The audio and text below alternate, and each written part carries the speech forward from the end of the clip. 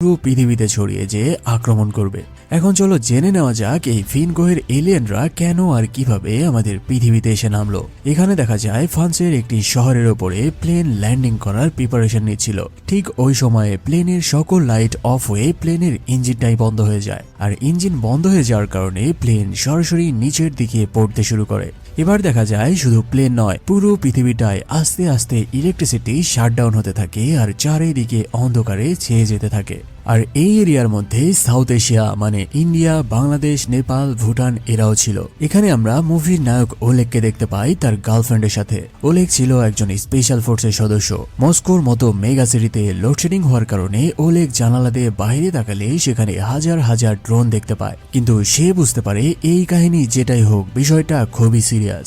এমন সময় হঠাৎ মস্কো শহরে আবার ইলেকট্রিসিটি ফিরে আসে, ফলে সে দ্রুত তার হোটেলের রিসিপশনে চলে যায়। সেখানে সে নিউজের মাধ্যমে জানতে পারে মস্কো শহরের সাথে পুরো পৃথিবীর যোগাযোগ বিচ্ছিন্ন হয়ে পড়েছে, এমনকি তাদের নিজের দেশের কোথাও কোনো ইলেকট্রিসিটি নাই। হঠাৎ এমন ভাবে পুরো পৃথিবী শাটডাউন হয়ে যাওয়ায় রাশিয়ার একটি প্যারাকমান্ডো টিম তাদের হেলিকপ্টার নিয়ে বের হয় এই কাহিনীর কারণ জানার জন্য। সেই হেলিকপ্টারে সেই দেশের বেশ কিছু মিডিয়ার জার্নালিস্টদেরকেও তারা সাথে নিয়ে নেয়। হেডকোয়ার্টার থেকে রেডিওতে প্যারাকমান্ডোদের জানানো হয় যেটা হয়েছে সেটা মোটেও কোনো সাধারণ ইস্যু নয়, তাই সকল কমান্ডো যেন নিজেদের সুরক্ষা নিয়ে তবেই মাটিতে ল্যান্ড করে। আর যেই সকল জায়গায় হাই রেডিয়েশন রয়েছে এমন কোনো বস্তু বা প্রাণীর আশেপাশে যেন কমান্ডোরা না যায়। হেলিকপ্টার থেকে তারা দেখতে পায় মাত্র নির্দিষ্ট কিছু এরিয়া বাদে পুরো পৃথিবীর সাথে রাশিয়ার সকল এরিয়াও শাটডাউন হয়ে গেছে। তাই তারা আগে অন্ধকার একটি শহরের মধ্যে ল্যান্ড করে আর সকলে মিলে পুরো এরিয়া খুঁজে দেখা শুরু করে। সেখানে তারা একটি সুপার শপে ঢুকে যায় আর আলোর জন্য রেডিয়াম লাইট জ্বালানো শুরু করে, কারণ ইলেকট্রনিক্স কোনো ডিভাইস সেখানে কাজ করছিল না। এবার রেডিয়াম লাইট জ্বলে উঠলে দেখা যায় যেই সমস্ত জায়গায় ইলেকট্রিসিটি শাটডাউন হয়েছে সেখানে কোনো জীব আর বেঁচে নাই। তারা একে একে সকল জায়গা খুঁজে কোথাও কাউকে জীবিত অবস্থায় দেখতে পায় না। এমন সময় অন্য এক রুমে হঠাৎ একজন কমান্ডোর ওপরে কেউ একজন অ্যাটাক করে বসে। তার চেঁচামেচিতে বাকি কমান্ডোরা সেখানে গেলে তাকে পড়ে থাকতে দেখতে পায়। বাহিরে কমান্ডোরা একজনকে পালিয়ে যেতে দেখা মাত্রই তার উপরে ফায়ার করা শুরু করে। মুহুর্মুহু ফায়ার করেও তার কিচ্ছু করতে না পারলে এবার ক্যাপ্টেন জানায়, আমি নিশ্চিত আমাদের বুলেট তার গায়ে লেগেছে, আর এমন মারাত্মক বুলেট খেয়েও যে এভাবে চলে যেতে পারে সে কোনোভাবেই সাধারণ মানুষ নয়। সেই আহত কমান্ডো জানায় সে কোনো মানুষ ছিল না, কারণ তার হাত থেকে ইলেকট্রিক শক বের হচ্ছিল। যাই হোক, তারা সেই আহত কমান্ডারকে তুলে নিয়ে তাদের বেজে ফিরে আসতে থাকে। এর কিছুদিনের মধ্যেই মস্কোর একটি টিভি নিউজে জানানো হয় পুরো পৃথিবীর মধ্যে মাত্র মস্কো শহরেই ইলেকট্রিসিটি রয়েছে, আর একমাত্র এই মস্কো শহরেই মানুষ জীবিত রয়েছে। তবে ধারণা করা হচ্ছে খুব দ্রুত এই শহরও ধ্বংস হয়ে যাবে। কিন্তু কেন এই অবস্থার সৃষ্টি হলো তার কারণ এখনো তাদের অজানা। তাই রাশিয়ান সরকার তাদের সকল ফোর্সের সদস্যের কাছে চিঠি দিয়ে তাদের ডেকে পাঠায়, কারণ তারা এক বিশেষ বাহিনী গঠন করতে চায় যেন তারা এই ধ্বংসের হাত থেকে নিজেদের শহরকে বাঁচাতে পারে। ঠিক এরকমই একটি চিঠি এসে পড়ে আমাদের মুভি নায়ক ওলেগের হাতে। আসলে ওলেগের মায়ের শরীর খারাপ থাকায় সে লম্বা একটি ছুটিতে ছিল, কারণ তার মায়ের সে ছাড়া আর কেউই নাই। তবে ওলেগের মা তাকে জানায় তার উচিত এই বাহিনীতে যোগ দেওয়া, কারণ একজন দেশপ্রেমিক হিসেবে এটা তার কর্তব্য। তবে ওলেগ তার মাকে একা রেখে যেতে রাজি না হলে তার মা তাকে এবার হুকুম করে। ফলে সে সরকারের ডাকে সাড়া দিয়ে বেরিয়ে পড়ে ব্ল্যাক ডেজার্ট বাহিনীতে যোগ দেওয়ার জন্য। এদিকে দেখা যায় মস্কোতে যারা জীবিত ছিল তারা সেখানে নিজ নিজ ধর্মের তীর্থস্থানে মানে খ্রিস্টানরা তাদের চার্চে এবং মুসলিমরা তাদের মসজিদে যেয়ে নামাজ আদায় করে প্রার্থনা করে যেন এই ভয়ানক বিপদ থেকে তারা রক্ষা পায়। পরের দিন সকাল হতেই দেখা যায় রাশিয়ার ড্রেগার ফোর্ট নামের হেলিকপ্টার নিয়ে ব্ল্যাক ডেজার্ট বাহিনী একে একে বেরিয়ে যায় তাদের এক গোপন আস্তানার দিকে।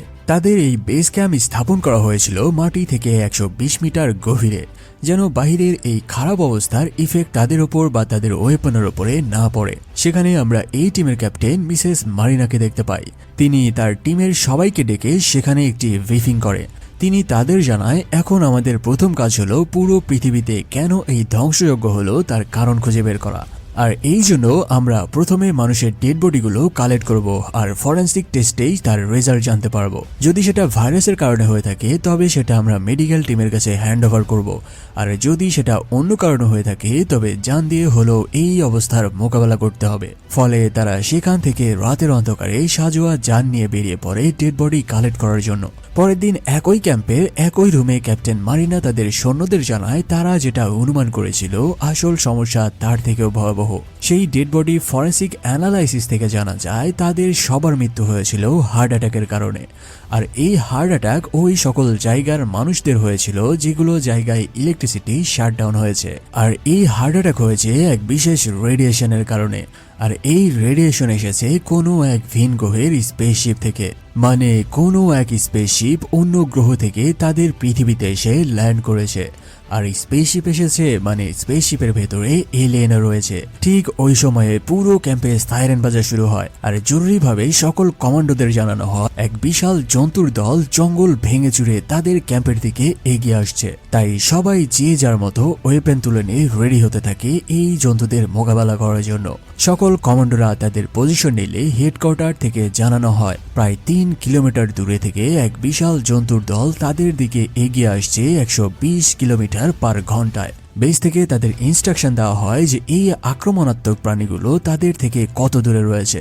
ক্যাম্প থেকে আরও জানানো হয় এই জন্তুগুলোর বডি থেকে এক ধরনের স্ট্রং ইলেকট্রোম্যাগনেটিক রেডিয়েশন ছড়াচ্ছে, তাই তাদের সকল কমান্ডোদের সতর্ক হওয়ার নির্দেশ দেওয়া হয়। ঠিক ওই সময়ে সেখানে তাদের সকল ইলেকট্রনিক ডিভাইসগুলো বন্ধ হয়ে যেতে থাকে, ফলে সকল লাইট কাজ করা বন্ধ করে দিয়ে বন্ধ হয়ে যায়। আশেপাশের পরিবেশ বোঝার জন্য ক্যাপ্টেন ফ্লায়ার গান ছুড়ে আশেপাশে আলোকিত করতে থাকে যেন অন্তত কারা তাদের উপরে হামলা করবে তাদের নিজের চোখে দেখতে পারে, কিন্তু তারা সেখানে কিছুই দেখতে পায় না। হঠাৎ জঙ্গলের মধ্যে থেকে ঝাঁকে ঝাঁকে এক বিশেষ প্রাণীর দল তাদের দিকে ধেয়ে আসতে থাকে। আর নিজেদের বাঁচাতে ব্ল্যাক ডেজার্ট কমান্ডোরা তাদের অতি আধুনিক রাইফেল দিয়ে ফায়ার শুরু করে, কিন্তু সেখানে এত পরিমাণ জন্তু আসা শুরু করে যে তারা কোনোভাবেই তাদের মেরে শেষ করতে পারছিল না। ফলে তারা ওই সকল প্রাণীদের হামলার শিকারে পরিণত হয়। সিন শিফট হলে সকালবেলা আমরা কমান্ডো ওলেগকে দেখতে পাই যে মারাত্মক জখম অবস্থায় সেই জন্তুর নিচে চাপা পড়েছিল। এবার ক্রেন দিয়ে সেই জন্তুকে ওপরে তোলা হলে দেখা যায় কাল রাতে তাদের উপরে যেই জন্তু আক্রমণ করেছিল সেটা ছিল ভাল্লুক। শুধু একটা ভাল্লুক নয়, সেখানে দেখা যায় হাজার হাজার ভাল্লুক মরে পড়ে রয়েছে যাদের গত রাতে কমান্ডোরা শুট করে মেরেছিল। সেখানে বেঁচে যাওয়া কমান্ডোরা বাকি আহত কমান্ডোদের স্ট্রেচারে করে রেস্কিউ করে নিতে থাকে। আর যারা এই হামলায় প্রাণ হারিয়েছে তাদের সকলের ডেড বডি এক সারিতে এনে রাখা হয়। এখানে তোমাদের বোঝার জন্য একটু জানিয়ে রাখি, আসলে এই ভাল্লুকের দলকে ফিন গ্রহ থেকে আসা সেই এলিয়েনরা এক বিশেষ ক্ষমতার মাধ্যমে হিপনোটাইজ করে মানুষের ওপরে আক্রমণ চালিয়েছে। এখন প্রশ্ন হলো কারা এই এলিয়েন? একটু পরেই সেই এলিয়েনদের তোমাদের সামনে নিয়ে আসবো। পরে সিনে দেখা যায় ওলেগকে হসপিটালে আনা হলে সেখানে তার সাথে পরিচয় হয় সার্জন ওলিয়ার সাথে।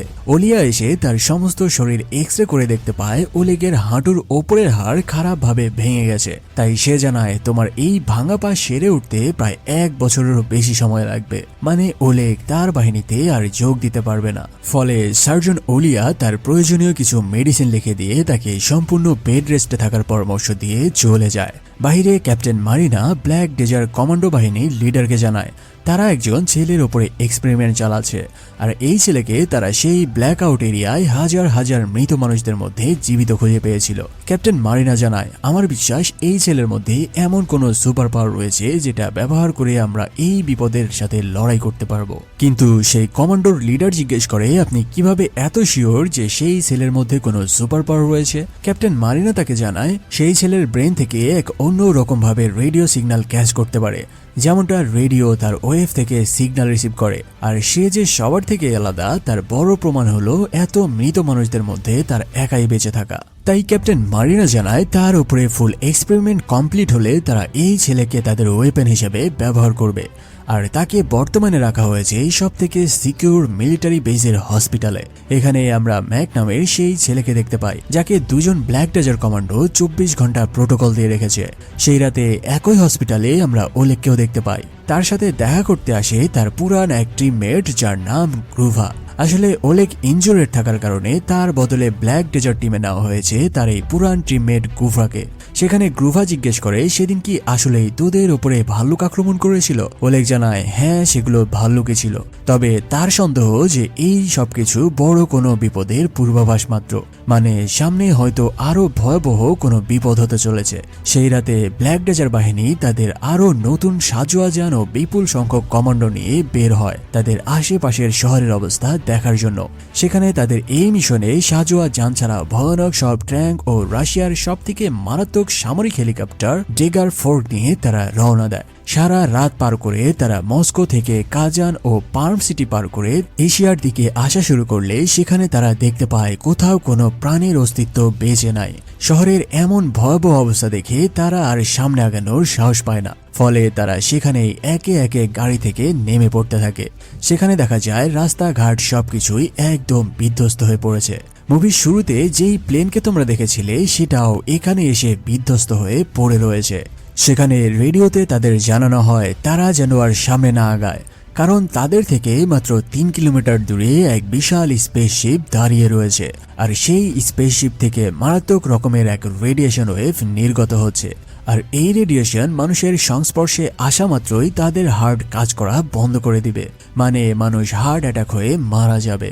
সেই টিমের কমান্ডার স্কট তার গাড়ি থেকে নেমে 1 পা 2 পা করে সামনে এগিয়ে যায়, আর সেখানে একটি গাড়ির ওপরে উঠে দাঁড়ায়। এবার দেখা যায় বিশাল একটা স্পেসশিপ এসে পুরো শহরটাই একদম বিধ্বস্ত করে ফেলেছে।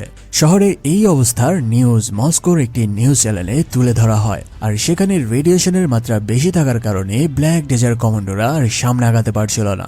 ফলে রাশিয়ান আর্মি জেনারেল জরুরিভাবে জানিয়ে দেয় যেভাবেই হোক ব্ল্যাক ডেজার্ট বাহিনী তাদের সর্বোচ্চ সুরক্ষা নিশ্চিত করে সেই স্পেসশিপের কাছে পৌঁছাতে হবে, কারণ এবার তারা নিশ্চিত যে তারা এক ভিন গ্রহের মহাশক্তির সাথে লড়াই করতে যাচ্ছে। আসল মিশন শুরু করার আগে তোমাদের একটি অ্যাপ্লিকেশন মতোই সামান্য। তারা একে একে গ্রামের ভেতর দিয়ে আগাতে থাকে। এমন সময় একজন কমান্ডো একটি বিশাল কন্টেইনার পড়ে থাকতে দেখতে পায়। সে মনে করতে থাকে হয়তো এর মধ্যে কোনো এলিয়েন রয়েছে। তবে সে যখন কন্টেইনারের দরজা খুলে বড় বড় রড বেরিয়ে এসে তার পায়ের মধ্যে ঢুকে যায়। এদিকে ভেতরে বাকি কমান্ডোরা রেডিও ওয়েভ ডিটেক্টর দিয়ে একে একে রুমের ভেতরে স্ক্যান করতে থাকে যে কোথাও কোনো এলিয়েন ওত পেতে রয়েছে কিনা। তারা সেখানে একটি বড় বিল্ডিং খুঁজে পায়, আর আজকের রাত কাটানোর জন্য সেই বিল্ডিংটাই তারা সেফ মনে করতে থাকে। ফলে তারা সেখানে যে যার মতো বিশ্রাম নেওয়ার জন্য ঢুকে পড়ে। তবে সেখানে একজন কমান্ডো এসে তাদের একটি ফুটেজ দেখায়, যেখানে দেখা যায় তাদের নিচের মেইন দরজা অটোমেটিকভাবে খুলে যাচ্ছে। তবে বাকিরা জানায় এটা হয়তো বাতাসে খুলে গেছে, তাই চিন্তার কোনো কারণ নাই। এসব বলে তারা সেই রাতে ঘুমিয়ে পড়ে। অন্যদিকে মস্কোতে আর্মিদের হেডকোয়ার্টারে দেখা যায় সেই ম্যাক নামের ছেলেটি বসে থাকার সময় তার কাছে একজন লোক আসে যার মুখ মাস্ক দিয়ে ঢাকা ছিল। তবে ম্যাক তাকে জিজ্ঞেস করে তুমি আমার কাছে কি চাও, আর এই সিকিউর জায়গায় তুমি কিভাবে আসলে। এবার সেই লোক তার মুখ থেকে কাপড় সরালে দেখা যায় সে কোনো সাধারণ মানুষ নয়। সে তার কোড নেম বলে 00638, আর এটাই তার নাম। তাদের গ্রহে এলিয়েনদের কোনো স্পেসিফিক আমাদের মতো রহিম করিম নাম নাই। তাদের সবাই কোড নেম হিসেবে নিজেদের পরিচয় দেয়। আইডি জানায় সে EGS 1450 গ্রহ থেকে এখানে এসেছে, যার দূরত্ব পৃথিবী থেকে প্রায় 13 কোটি লাইট ইয়ার্স দূরে। তোমরা যারা লাইট ইয়ার কি বুঝতে পারোনি তাদের জন্য একটু বলি। আচ্ছা, আমরা রাস্তা বা দূরত্ব পরিমাপ করার জন্য কিলোমিটার ব্যবহার করি, তাই না? কিন্তু তোমরা তো জানো মহাকাশ কত বড়, আর এই মহাকাশের দূরত্ব কোনোভাবেই কিলোমিটার দিয়ে পরিমাপ করা সম্ভব নয়। তাই সায়েন্টিস্টরা মহাকাশের দূরত্ব পরিমাপ করার জন্য লাইট ইয়ার্স বা আলোকবর্ষ দিয়ে পরিমাপ করে থাকে। মানে একটি আলো কোনো রকম বাধা ছাড়া 1 বছরে যেই দূরত্ব অতিক্রম করবে সেটা হলো 1 লাইট ইয়ার্স। মানে তো বুঝতেই পারছো তারা এসেছে 13 কোটি লাইট ইয়ার্স দূরের এক গ্রহ থেকে। এখন এই 13 কোটি লাইট ইয়ার যে কত দূরের গ্রহ সেটা একমাত্র আল্লাহ ছাড়া আর কেউই জানে না। যাই হোক, এসব বলার আগেই সেখানে ক্যাপ্টেন মারিনা চলে আসে, আর এখানে এই অদ্ভুত এক মানুষকে দেখে তিনিও বুঝে যায় যে এরাই সেই এলিয়েন। তাই তারা সবাই মিলে রাইফেল তাক করে তাকে সারেন্ডার করতে বলে। কিন্তু আইডি তার নিজের রূপ সম্পূর্ণভাবে চেঞ্জ করে ক্যাপ্টেন মারিনার রূপে ফিরে আসে আর তার দিকে এগিয়ে যায়। সেখানে সে জানায় তোমাদের এই রাইফেল দিয়ে তুমি আমার কিছুই করতে পারবে না। আমি তোমাদের ক্ষতি নয় বরং তোমাদের উপকার করার জন্যই এখানে এসেছি।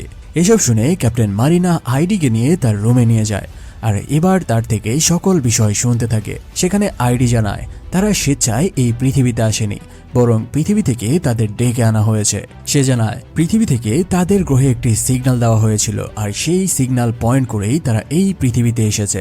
আর এখানে আসার একটি কারণও রয়েছে। তাদের EGS 14506 গ্রহের বয়স প্রায় 20 লক্ষ বছর, আর এই লম্বা বয়সের কারণে তাদের গ্রহ বসবাসের অনুপযোগী হয়ে পড়েছে, যার কারণে তারা নতুন এক গ্রহ খুঁজে বেড়াচ্ছিল যেন সেখানে যে তারা নতুনভাবে জীবন শুরু করতে পারে। আর তারা অবশেষে পৃথিবী থেকে সেই সিগন্যালটি ট্র্যাক করেছে। ক্যাপ্টেন মারিনা জানায় যদি তোমরা এখানে থাকার জন্য এসেছো তাহলে আমাদের কেন মেরে ফেলছো। আইডি জানায় আমরা কোনো প্রাণী বা মানুষকে হত্যা করিনি, বরং তাদের স্পেসশিপের রেডিয়েশন যেই এরিয়া পর্যন্ত গেছে সেখানে সকল প্রাণী মারা গেছে। এসব শুনে ক্যাপ্টেন মারিনা জানায় আমরা মেরে ফেলছো। আইডি জানায় আমরা কোনো প্রাণী বা মানুষকে হত্যা করিনি, বরং তাদের স্পেসশিপের রেডিয়েশন যেই এরিয়া পর্যন্ত গেছে সেখানে সকল প্রাণী মারা গেছে।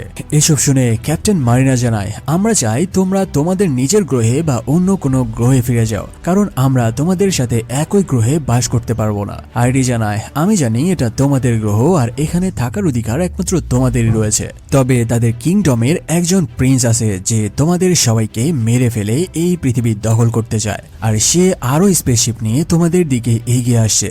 আর সেই স্পেসশিপে ভয়ানক সব যোদ্ধা বাহিনী আছে যারা একবার পৃথিবীতে নামলে তোমাদের বাঁচার কোনো উপায় নাই। এদিকে এসব চললেও অন্যদিকে দেখা যায় সেই ব্ল্যাক ডেজার বাহিনী যারা আরামসে ঘুমিয়ে পড়েছিল তাদের ওপরে শুরু হয় আতর্কিত আক্রমণ। ফলে যে যেখানে যেই অবস্থায় ছিল সেখানে যান বাঁচাতে তারা যুদ্ধ করা শুরু করে। তবে তারা বুঝতে পারছিল না যে হামলা কে চালাচ্ছে আর কোন দিক থেকে চালানো হচ্ছে। চতুর্দিক থেকে বুলেট এসে তছনছ করে দিতে থাকে তাদের পুরো বিল্ডিং। এই নিউজ যখন তাদের কোয়ার্টারে যায় ক্যাপ্টেন মারিনা বুঝতে পারে তাদের সেই স্পেসশিপ মানে যোদ্ধা এলিয়েন বাহিনী পৃথিবীতে নেমে পড়েছে। সেখানে আইডি জানায় যদি তোমরা বাঁচতে চাও তবে আমি তোমাদের সাহায্য করব, তবে আমাকে কথা দিতে হবে যে আমরাও তোমাদের সাথে একই পৃথিবীতে বাস করব। কোনো উপায় না পেয়ে ক্যাপ্টেন মারিনা আইডির শর্তে রাজি হয়। আর অন্যদিকে দেখা যায় তখনও সেই টিমের ওপরে আক্রমণ বেড়েই চলেছে। সেখানে তারা স্নাইপার, মেশিন গান, ডেজার গান দিয়ে কোনো কিছুতেই তাদের শত্রু পক্ষকে থামাতে পারছিল না। আর থামাবেই কি করে, তারা তো তাদের এখনো ডিটেক্ট করতেই পারেনি যে কোন দিক থেকে তারা আক্রমণ চালাচ্ছে। এবার দেখা যায় ব্ল্যাক ডেজার বাহিনীর নিজেদের সকল মেশিন গান উল্টা দিকে ঘুরে যায়, মানে নিজেদের গান তাদের নিজেদের দিকেই ঘুরে যায় আর অটোমেটিক ভাবে ফায়ার শুরু করে। এই কাহিনী দেখে তারা এবার হাল ছেড়ে দেয় আর জীবন নিয়ে এদিক সেদিক পালানো শুরু করে, কারণ যেই শত্রুকে চোখেই দেখা যায় না তাকে কিভাবে হত্যা করবে। তাই তারা সবাই অ্যানাউন্স করে দিয়ে যে যার মতো হাইড হয়ে যাওয়া শুরু করে। তবে এর মধ্যেই তাদের বাহিনীর এক বিশাল পরিমাণ সেনা এই মেশিন গানের তাণ্ডবে প্রাণ হারায়, আর যারা বেঁচে ছিল তাদের সবাইকে কোনো রকমে তুলে নিয়ে আড়াল করতে থাকে। এদিকে ক্যাপ্টেনের নির্দেশে অফিসাররা সেই ব্ল্যাক ডেজার বাহিনীর কি অবস্থা তার স্ট্যাটাস জানার চেষ্টা করলে তারা এবার জানতে পারে সেখানে যেই পরিমাণ তাণ্ডব চলছে সেখান থেকে বেঁচে ফেরার একজনের পক্ষেও সম্ভব নয়। এভাবে এই টানা সারা রাত ধরে চলে এমন ভয়াল তাণ্ডব, আর ব্ল্যাক ডেজার বাহিনী তাদের প্রাণ নিয়ে কোনো রকমে আশ্রয় নেয় খাটের নিচে বা টেবিলের নিচে। তবে এভাবে সারা রাত যুদ্ধ করে একদম শেষ পর্যায়ে কমান্ডো বাহিনীরা বুঝতে পারে আসলে এই অ্যাটাক হচ্ছিল তাদের বিল্ডিং এর নিচের এক রুম থেকে। ফলে জানবাজি রেখে তারা বাইরে বেরিয়ে আসে আর ডেজার লঞ্চার দিয়ে সেই ঘরকে টার্গেট করে ফাইনালি ফায়ার করে। এবার এক ফায়ারেই পুরো বিল্ডিং উড়ে যায়, আর এই প্রথমবারের মতো টানা 13 ঘন্টা ধরে চলা তাণ্ডব পুরোপুরিভাবে শান্ত হয়। পরিবেশ শান্ত হলে দেখা যায় তাদের পুরো ক্যাম্প বিধ্বস্ত হয়ে পড়ে রয়েছে, আর চারিদিকে সকল কমান্ডো আহত অবস্থায় ছড়িয়ে ছিটিয়ে রয়েছে। কিন্তু ভাইরে ভাই কিসের থামাথামি, ঠিক ওই সময়ে আবারও শুরু হয় তাদের ওপর মুহুর্মুহু ফায়ারিং। কিন্তু এবার আর তাদের নিজেদের বাঁচানোর জন্য কোনো অ্যামো অবশিষ্ট ছিল না, তাই শেষ ভরসা হিসেবে তারা আকাশের দিকে ফ্লায়ার গান দিয়ে ফায়ার করে যেন আশেপাশের বেস থেকে তাদের জন্য সাহায্য আসে। দূরের ক্যাম্প থেকে বাকি কমান্ডোরা এই সিগন্যাল দেখতে পায় আর দ্রুত তারা হেলিকপ্টার লোড করে নিয়ে সেই ক্যাম্পের দিকে যাওয়া শুরু করে। এখানে হেলিকপ্টারের ভেতরে দেখা যায় আইডিকেও তারা সাথে নিয়েছে। কিছুক্ষণ পরে তারা সেই ক্যাম্পে পৌঁছে দেখতে পায় সেখানের অবস্থা একদম নরক হয়ে গেছে। তারা খুঁজে খুঁজে বেঁচে যাওয়া কমান্ডোদের রেস্কিউ করে নিতে থাকে। এখানে আইডি ওই সুপার পাওয়ারফুল ছেলে ম্যাকের মাথায় হাত রাখে আর তাকে জিজ্ঞেস করে তুমি তোমার ব্রেইন অ্যাক্টিভ করো আর কোড নেম 00763 এলিয়েনকে খুঁজে বের করো। ম্যাক তার ভিশনে দেখতে পায় সেই এলিয়েন কোনো দূরের এক বিল্ডিং এর ছাদের উপরে দাঁড়িয়ে রয়েছে। ম্যাক জানায় কোড নেম 00763 এলিয়েন তাদের থেকে 130 কিলোমিটার দূরের এক বিল্ডিং এর উপরে দাঁড়িয়ে আছে, আর সে ওখান থেকে এখানের সকল ওয়েপেন নিয়ন্ত্রণ করে এই হত্যাযজ্ঞ চালিয়েছে। এবার আইডি ম্যাককে ছেড়ে দেয় আর ক্যাপ্টেন ম্যারিনাকে জানায় কোড নেম 00763 তাদের শহরে পা রাখার আগেই তাকে হত্যা করতে হবে। ফলে তারা আবারও মেইন বেজে ফিরে আসে আর আরো বহু কমান্ডো ও সাজোয়া যান রেডি করে নেয় তাদের নেক্সট মিশনের জন্য। তারা বেজ থেকে বের হওয়ার কিছুক্ষণের মধ্যেই দেখা যায় হাজার হাজার মিসাইল এগিয়ে আসছে তাদের বেজের দিকে। বেজে তখন খুব কম সংখ্যক সৈন্য ছিল, তবুও তারা রাডার ঘুরিয়ে মেশিনগান সেট করে উড়াধুরা ফায়ার করতে থাকে সেই মিসাইলের দিকে। কিন্তু মশা দিয়ে কে আর হাতি মারা যায়? শত শত মিসাইল এসে আশ্রে পড়ে তাদের বেজের ভেতরে, আর চোখের সামনেই পুরো ক্যাম্প মাটির সাথে মিশে যেতে থাকে। আর ক্যাম্পের সাথে সাথে সেখানে থাকা সকল কমান্ডো তাদের প্রাণ হারায়। আর এই সকল কাহিনী বাকি কমান্ডোরা কিছু দূরে থেকে নিজের চোখেই দেখছিল, কারণ তাদের হাতে করার মতো কিছুই ছিল না। এই কাহিনী দেখে ক্যাপ্টেন মারিনা আইডির দিকে গান তাক করে তাকে জিজ্ঞেস করে, তুমি জানতে যে এখানে মিসাইল অ্যাটাক হবে, তাহলে তুমি কেন আমাদের আগে জানাওনি? আইডি জানায় এটা হয়েছে সেই ছেলে ম্যাকের জন্য, যে তার সুপার পাওয়ার দিয়ে কোড নেম 00763 কে খুঁজে বের করেছে। কারণ কোড নেম 00763 সেই ছেলেকে তার ওয়েবে ডিটেক্ট করে ফেলেছে, আর ওই ছেলেকে আমাদের সাথে রাখলে এতক্ষণে তোমরাও মারা পড়তে সেই মিসাইলের অ্যাটাকে। তাই আমি যা করেছি তোমাদের সেভ করার জন্যই করেছি।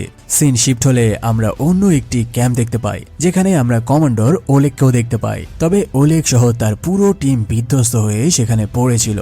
মানে ওলেগ অনেক আগেই সুস্থ হয়ে উঠেছিল আর তার টিমের সাথে যুদ্ধেও নেমেছিল। এখানে আমরা আরো জানতে পারি যে এরকম আরো ছোট বড় প্রায় 22টিরও বেশি ক্যাম্প তারা গড়ে তুলেছিল, আর বর্তমানে আজকে তাদের কোনো ক্যাম্প সুস্থ অবস্থায় নাই। সেখানে কমান্ডার তার বাকি টিমের সবাইকে নিয়ে সেখানে পৌঁছে ওলেগ ও তার টিমমেটদের রেস্কিউ করে নেয়। আর ফাইনালি সেখান থেকে তারা বেরিয়ে পড়ে কোড নেম 00763 নামের সেই এলিয়েনের লোকেশনের দিকে। রাস্তায় যাওয়ার সময় আইডি সবাইকে জানিয়ে দেয়, আর কিছুক্ষণ আগানোর পরেই তোমাদের সামনে কোটি কোটি সাধারণ মানুষ তোমাদের ওপরে আক্রমণ করবে। হ্যাঁ, তোমাদের মতো সবাই সাধারণ মানুষ, আর তারা এই পৃথিবীরই মানুষ। তাদের সবার ব্রেন হিপনোটাইজ করে নিয়েছে কোড নেম 00763 নামের সেই এলিয়েন। তবে তোমরা কোনোভাবেই সেই মানুষদের বাঁচাতে পারবে না, কারণ কোড নেম 00763 মারা গেলে হিপনোটাইজ হয়ে যাওয়া সকলেই একসাথে মারা যাবে। তাই ভুলেও তাদের বাঁচাতে যেও না। কিছু দূর আগাতেই সত্যি সত্যি হাজার হাজার মানুষ এসে আক্রমণ করে বসে কমান্ডোদের সাজোয়া যানের ওপর। ফলে তারা আইডির কথা মতো ওই মানুষদের ওপর দিয়েই সাজোয়া যান চালিয়ে দেয় আর সবাইকে পিষে দিয়ে সামনে আগানো শুরু করে। যারা বিল্ডিং থেকে আক্রমণ করছিল তাদেরকেও শুট করে মেরে ফেলা হয়। এভাবে মারাত্মক এক মিশন কমপ্লিট শেষ হলে গাড়ি থেকে নেমে তারা দেখতে পায় যে হাজার হাজার নিরীহ মানুষদের তারা নিজের হাতে মেরে ফেলেছে। তবে আইডি জানায় এটা তো কিছুই নয়, সামনে আরো এক বিশাল জনগোষ্ঠী তোমাদের দিকে এগিয়ে আসছে। কিছুক্ষণের মধ্যেই সেখানে হাজার হাজার মানুষ তাদের দিকে আক্রমণ করার জন্য ধেয়ে আসতে থাকে, যারা সবাই ছিল কোড নেম 00763 এলিয়েনের মাধ্যমে হিপনোটাইজ হওয়া। মানে এই সকল মানুষদের ব্রেন নিয়ন্ত্রণ করছে সেই এলিয়েন 00763 নামের সেই এলিয়েনটি। ফলে নিজেদের আত্মরক্ষার জন্য কমান্ডোরা শুট করে করে একে একে সবাইকে পাখির মতো মেরে ফেলা শুরু করে। অন্যদিকে আইডি বিল্ডিং এর ওপরে উঠে যায় আর ফাইনালি সেখানে তার দেখা হয় কোড নেম 00763 নামের সেই এলিয়েনের সাথে। সেখানে গ্রোভা তার দিকে তেড়ে গেলে সেই গ্রোভাকে ছুঁড়ে ফেলে দেয় বিল্ডিং থেকে, আর আইডি তার হাতে ইলেকট্রিক ম্যাগনেট ক্রিয়েট করে 00763 ওপরে আক্রমণ শুরু করে। তবে আইডি তার সাথে কোনোভাবেই পেরে উঠছিল না, সে আইডিকে মেরে মেরে ভর্তা বানানো শুরু করে। অন্যদিকে গ্রোভা বিল্ডিং থেকে পড়েই যাচ্ছিল, তবে কোনো রকমে সে বিল্ডিং এর পাটাতন ধরে ওপরে উঠে আসতে সক্ষম হয়। আর এইদিকে মার খেতে খেতে আইডির অবস্থা নাজেহাল। তবে হঠাৎ আইডি ঘুরে উঠে কোড নেম 00763 একদম হার্টে ঘুষি মারে আর তার বুকের মধ্যে হাড় ঢুকিয়ে দিয়ে তার হাড়টাই খুলে বের করে আনে। ফলে কোডনেম 00763 আস্তে আস্তে সেখানেই ভস্য হয়ে বিলীন হয়ে যেতে থাকে। আর কোডনেম 00763 সাথে সাথে হিপনোটাইজ হওয়া সকল মানুষ একে একে হার্ট অ্যাটাক হয়ে মারা যাওয়া শুরু করে। যে যেখানেই ছিল সেখান থেকে মাটিতে পড়ে যেতে থাকে। পরিবেশ নরমাল হলে নিচে থেকে ক্যাপ্টেন মারিনা, ওলেগ ও সেই বিল্ডিং এর ছাদে চলে আসে। কিন্তু এখানে ঘটে সব থেকে বড় টুইস্ট। এবার আইডি সবাইকে বলতে থাকে, আমি আমার শত্রুকে শেষ করেছি, তাই এই পৃথিবী এখন আমার রাজত্ব হবে। মানে এই আইডি নামের বাটপার নিজের স্বার্থে ব্ল্যাক ডেজার বাহিনীদের ব্যবহার করেছে যেন সে কোডনেমকে মেরে ফেলতে পারে আর নিজে রাজা হতে পারে। সে জানায় এই পৃথিবী হবে আমার রাজত্ব আর মানুষ হবে আমাদের গোলাম। তার এইসব কথা শুনে গ্রুভা একটা চাকু তুলে নেয় আর আইডির পেটে ঢুকিয়ে দেয়। কিন্তু একটু পরে দেখা যায় গ্রুভা আসলে চাকু মেরেছে তাদের নিজের ক্যাপ্টেন মারিনার পেটে। আইডি তার নিজের পজিশন ও রূপ পরিবর্তন করে গ্রুভার ব্রেন হিপনোটাইজ করে নিয়ে এই কাজ করিয়েছে। আর এটা তাদের কাছে সিম্পল একটি ব্যাপার। তাদের চোখের সামনেই তাদের ক্যাপ্টেন মারিনা আস্তে আস্তে মৃত্যুর কোলে ঢলে পড়ে। শুধু এটাই না, সে এবার সেখানে থাকা সকলের মাইন্ড হিপনোটাইজ করে উল্টাপাল্টা করে দেয়, যার কারণে গ্রুভা যে ওলেগকে কোনো কারণ ছাড়াই মারতে শুরু করে। আর এই কাহিনী দেখে সার্জন ওলিয়া তার গান তুলে নেয় আর গ্রুভার পিঠে শুট করতে থাকে। এই কাহিনী দেখে ওলেগ তার গান বের করে আইডির দিকে তাক করে। তবে আইডি এবার ওলেগের বাবা রূপে ফিরে আসে আর তাকে ইমোশনালি হার্ট করতে থাকে। কিন্তু সমস্যা হলো সেখানে এরকম দুজন ব্যক্তি ছিল, বোঝাই যাচ্ছিল না কে আসল আর কে নকল। তবে নিজে থেকে গ্রুভা বুঝতে পারে আসলে কে আসল আইডি। সে উঠে পেছনের জনকে নিয়ে বিশাল বিল্ডিং থেকে লাফিয়ে পড়ে নিচে। এবার দেখা যায় প্রায় 100 তলার ওপর থেকে পড়ে গ্রুভা ও আইডি নামের সেই এলিয়েন দুজনেই একসাথে তাদের প্রাণ হারিয়েছে। ঠিক ওই সময়ে সেখানে আকাশে দেখা যায় আরো একটি এলিয়েন স্পেসশিপ এসে ল্যান্ড করে। স্পেসশিপ ল্যান্ড করলে এবার তারা সবাই মিলে একে একে সেই স্পেসশিপের ভেতরে প্রবেশ করে। ভেতরে দেখা যায় হাজার হাজার এলিয়েন স্লিপিং চেম্বারে ঘুমন্ত অবস্থায় রয়েছে, যারা সবাই ছিল আইডি ও কোড নেম 00763 মতো দেখতে। মানে কিছুক্ষণ পরে এরা ঘুম থেকে জেগে উঠবে আর আবারও হয়তো তাদের উপরে আক্রমণ করবে। সেখানে এত পরিমাণ স্লিপিং চেম্বার ছিল, যদি তারা একটা একটা করে শুট করে মারে তাহলে তাদের এমন শেষ হয়ে যাবে, কিন্তু এই এলিয়েনের সংখ্যা কমবে না। তার নিউট্রিশন সাপ্লাই হচ্ছে সকল স্লিপিং চেম্বারের ভেতরে। মানে এই তরল নিউট্রিশন গুলোই তাদের অক্সিজেন ও খাবার সাপ্লাই দিচ্ছে। তাই সবাই মিলে আগে সেই পাইপগুলো ডিস্ট্রয় করা শুরু করে, যেন আগে তাদের অক্সিজেন সাপ্লাই এলিয়েনের বাচ্চা বেরিয়ে আসা শুরু করে। ওলেগ তাদের শুট করতে চাইলে সার্জন ওলিয়া তাকে বাধা দেয়। সে জানায় এরা তো মাত্র বাচ্চা আর এরা তো কোনো অপরাধ করেনি। আর সেই বাচ্চাগুলোকে দেখা যায় তারা খুব শান্তভাবে তাদের দিকে এগিয়ে আসতে থাকে। আর এখানে এই মুভির কাহিনী শেষ হয়ে যায়। মানে হয়তো তারা বাচ্চা এলিয়েনগুলোকে তাদের নিজের সাথে নিয়ে নিয়েছিল, যারা এই পৃথিবীতেই মানুষের সাথে বসবাস শুরু করেছিল। মুভির এক্সপ্লেনেশন ভালো লাগলে সাবস্ক্রাইব করতে ভুলো না। যদি তোমরা সাইফাই মুভি লাইক করো তাহলে এরকম আরো অনেক মুভি রয়েছে যেগুলো একে একে এক্সপ্লেন করা হবে। সে পর্যন্ত ভালো বলে দিচ্ছি, বাংলাদেশের একটা চাল, এই চালটা বাংলাদেশের এত সাহস নেই। ভারত একটা